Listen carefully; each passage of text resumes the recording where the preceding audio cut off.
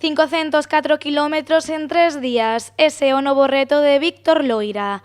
O deportista pontevedrés participará este ano no Ultra Triatlón Terras Tour cun único obxectivo, seguir dando visibilidade ás enfermidades inflamatorias intestinais. Realmente lo que queremos realzar e concienciar as administracións de que é necesario que invertan en investigación, que invertan en biolóxicos e tamén que invertan en baños destomizados, porque é un tema que si necesitamos, porque xa sabedes que temos unha estomía a unha altura que nos poñemos de verán.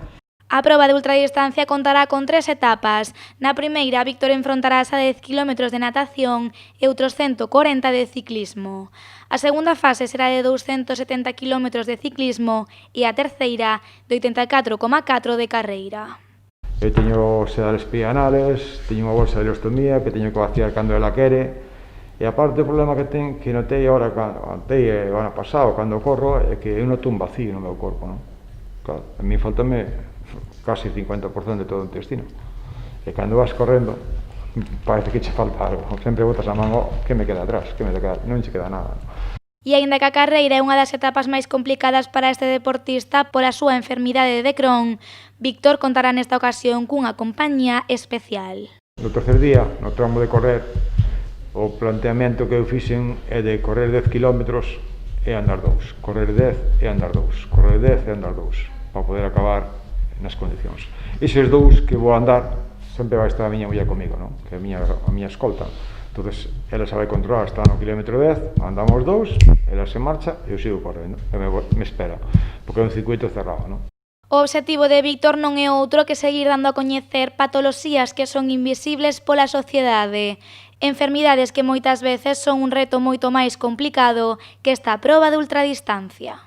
Moita xente opina que é unha locura, non cabe dúda, é unha locura, isto realmente non son palabras maiores. Pero tamén é unha locura vivir como vivimos, non? Con unha enfermedade, coa da miña muller, con outras patoloxías que hai aquí, que non se la sabe.